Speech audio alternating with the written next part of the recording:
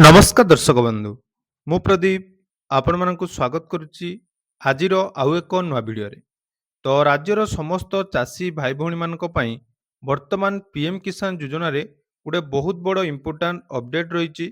ଆପଣମାନେ ସମସ୍ତେ ଜାଣିଥିବେ ଗତ 20 ତାରିଖରେ ପିଏମ୍ କିଷାନ ସମ୍ମାନ ନିଧି ଯୋଜନାର 23ତମ ଇନଷ୍ଟଲମେଣ୍ଟର ଟଙ୍କା ଚାଷୀ ଭାଇ ଭଉଣୀମାନଙ୍କ ଆକାଉଣ୍ଟକୁ ଡିବିଟି ମାଧ୍ୟମରେ ପ୍ରଦାନ କରାଯାଇଥିଲା। ତେଣୁ ଏଥର ପିଏମ୍ କିଷାନ ଯୋଜନାରେ ସାରା ଦେଶରେ 9,44,00,000ରୁ ଉର୍ଦ୍ଧ୍ୱ ହିତାଧିକାରୀଙ୍କୁ 8,088 କୋଟି ଟଙ୍କା କେନ୍ଦ୍ର ସରକାରଙ୍କ ତରଫରୁ ପ୍ରଦାନ କରାଯାଇଛି। ତେଣୁ ଯେଉଁ 20 ତାରିଖର ପେମେଣ୍ଟ ଆସିଥିଲା ସେଥିରେ ବହୁତ ଜଣ ହିତାଧିକାରୀ ଥିଲେ ଯେଉଁମାନେ ପୂର୍ବରୁ 22ତମ ଇନଷ୍ଟଲମେଣ୍ଟର ଟଙ୍କା ପାଇଥିଲେ ଏବଂ ତାଙ୍କର 23ତମ ଇନଷ୍ଟଲମେଣ୍ଟର ଟଙ୍କା ଯାଇକି ପେଣ୍ଡିଂ ରହିଯାଇଥିଲା ବା 23ତମ ଇନଷ୍ଟଲମେଣ୍ଟର ଟଙ୍କା ବର୍ତ୍ତମାନ ସୁଦ୍ଧା ତାଙ୍କ ଆକାଉଣ୍ଟରେ କ୍ରେଡିଟ୍ ହେଇନାହିଁ। ଏହା ସହିତ ପୂର୍ବରୁ ଯେଉଁମାନଙ୍କର ପିଏମ୍ କିଷାନ ଯୋଜନାର ଗୋଟିଏ ଦୁଇଟି ବା କିଛି କିସ୍ତି ମିଳିଥିଲା ତାପରେ ତାଙ୍କର କୌଣସି କାରଣରୁ ଆକାଉଣ୍ଟଟି ହୋଲ୍ଡ ହେଇଯାଇଥିଲା, ସେମାନଙ୍କ ଆକାଉଣ୍ଟକୁ ମଧ୍ୟ ପିଏମ୍ କିଷାନ ଯୋଜନାର 23ତମ ଇନଷ୍ଟଲମେଣ୍ଟର ଟଙ୍କା ଆସିନଥିଲା। ତ ବର୍ତ୍ତମାନ ସମସ୍ତ ହିତାଧିକାରୀମାନଙ୍କ ପାଇଁ ଯେଉଁ ଅପଡେଟଟି ରହିଛି ଯାହାଦ୍ୱାରା କି ଆପଣମାନଙ୍କର 23ତମ ଇନଷ୍ଟଲମେଣ୍ଟର ଟଙ୍କା କେମିତି ଆସିଲା ନାହିଁ ବା କ'ଣ ପାଇଁ ଆପଣମାନଙ୍କ ଟଙ୍କା ଆକାଉଣ୍ଟରେ କ୍ରେଡିଟ୍ ହେଲା ନାହିଁ ତାହା ବର୍ତ୍ତମାନ ନିଜ ମୋବାଇଲରେ ଆପଣମାନେ ଚେକ୍ କରିପାରିବେ।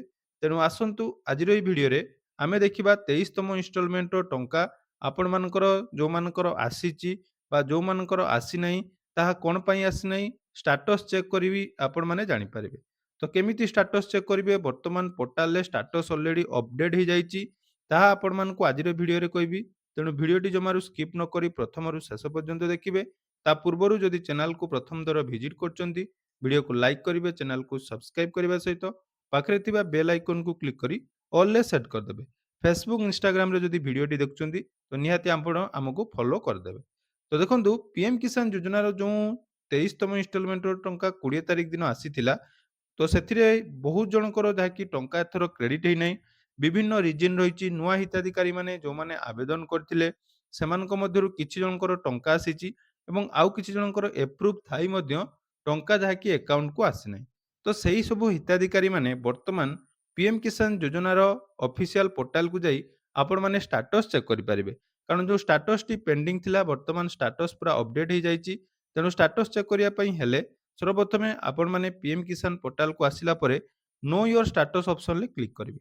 ତ ନୋ ୟୋର ଷ୍ଟାଟସ୍ ଅପସନରେ ଯେତେବେଳେ କ୍ଲିକ୍ କରୁଛନ୍ତି ଦେଖନ୍ତୁ ଏଠି ଆପଣମାନଙ୍କର ରେଜିଷ୍ଟ୍ରେସନ ନମ୍ବର କ୍ୟାପଚା କୋଡ୍ ଦେଇ ଗେଟ୍ ଓଟିପି ଅପସନରେ କ୍ଲିକ୍ କରିବେ। ତ ଯଦି ଆପଣମାନେ ଆପଣମାନଙ୍କର ରେଜିଷ୍ଟ୍ରେସନ ନମ୍ବର ଜାଣିନାହାନ୍ତି ତାହେଲେ ଆପଣମାନଙ୍କୁ ରେଜିଷ୍ଟ୍ରେସନ ନମ୍ବର ଜାଣିବା ପାଇଁ ହେଲେ ନୋ ୟୋର ରେଜିଷ୍ଟ୍ରେସନ ନମ୍ବର ଅପସନରେ କ୍ଲିକ୍ କରିବେ। ତ ନୋ ୟୋର ରେଜିଷ୍ଟ୍ରେସନ ନମ୍ବର ଅପସନରେ କ୍ଲିକ୍ କଲା ପରେ ଏଠି ଆପଣମାନଙ୍କର ଦୁଇଟି ଅପସନ ରହିଛି। ଗୋଟିଏ ରହିଛି ସର୍ଚ୍ଚ ବାଇ ମୋବାଇଲ ନମ୍ବର, ଆଉ ଗୋଟେ ରହିଛି ସର୍ଚ୍ଚ ବାଇ ଆଧାର କାର୍ଡ। ଅର୍ଥାତ୍ ଆପଣମାନଙ୍କର ପିଏମ୍ କିଷାନ ପୋର୍ଟାଲ ସହିତ ଯେଉଁ ମୋବାଇଲ ନମ୍ବର ଲିଙ୍କ ଅଛି ସେଇ ମୋବାଇଲ ନମ୍ବରର ଆପଣମାନେ ଦେବେ, କ୍ୟାପଚା କୋଡ୍ ଦେବେ ଏବଂ ଗେଟ୍ ମୋବାଇଲ ଡିଟେଲ୍ସ ଅପସନରେ କ୍ଲିକ୍ କରି ଓଟିପି ସବମିଟ୍ କଲା ପରେ ଏଠି ଆପଣମାନେ ପିଏମ୍ କିଷାନର ରେଜିଷ୍ଟ୍ରେସନ ନମ୍ବର ପାଇଯିବେ।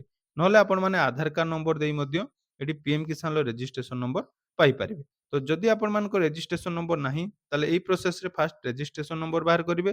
ତ ରେଜିଷ୍ଟ୍ରେସନ ନମ୍ବର ବାହାର କରିସାରିଲା ପରେ ପୁଣି ଥରେ ଆପଣମାନେ ନୋ ୟୋର ଷ୍ଟାଟସ୍ ଅପସନରେ କ୍ଲିକ୍ କରିବେ। ତ ଯେତେବେଳେ ନୋ ୟୋର ଷ୍ଟାଟସ୍ ଅପସନରେ କ୍ଲିକ୍ କରୁଛନ୍ତି ଏଠି ଆପଣମାନଙ୍କର ରେଜିଷ୍ଟ୍ରେସନ ନମ୍ବର କ୍ୟାପଚା କୋଡ୍ ଯେଉଁଟା କି ଏଟା ରହିଛି କ୍ୟାପଚା କୋଡ୍ ଦେବେ ଏବଂ ଗେଟ୍ ଓଟିପି ଅପସନରେ କ୍ଲିକ୍ କରିବେ। ଯେତେବେଳେ ଗେଟ୍ ଓଟିପି ଅପସନରେ କ୍ଲିକ୍ କରୁଛନ୍ତି ଆପଣମାନଙ୍କର ଓଟିପି କେଉଁ ନମ୍ବରକୁ ଯିବ ନା ପିଏମ୍ କିଷାନ ପୋର୍ଟାଲରେ ଆପଣମାନେ ଯେଉଁ ଇ କେୱାଇସି କରିବା ସମୟରେ ଯେଉଁ ମୋବାଇଲ ନମ୍ବର ରେଜିଷ୍ଟର କରିଛନ୍ତି ସେଇ ମୋବାଇଲ ନମ୍ବରକୁ ଆପଣମାନଙ୍କର ଓଟିପି ଯିବ। ତ ମୁଁ ଏଠି ଆମର ପିଏମ୍ କିଷାନ ଯୋଜନାର ଯେଉଁଟା କି ରେଜିଷ୍ଟ୍ରେସନ ନମ୍ବର କ୍ୟାପଚା କୋଡ୍ ଦେଇ ସାରିଲା ପରେ ତ ରେଜିଷ୍ଟ୍ରେସନ ନମ୍ବର ଏବଂ ଓଟିପି ସବମିଟ୍ କରିସାରିଲା ପରେ ଦେଖନ୍ତୁ ଫାଇନାଲି ଆପଣମାନଙ୍କର ଲେଟେଷ୍ଟ ଇନଷ୍ଟଲମେଣ୍ଟର ଡିଟେଲ୍ସ ଯେଉଁଟାକି ଏଠି ଶୋ କରିବ।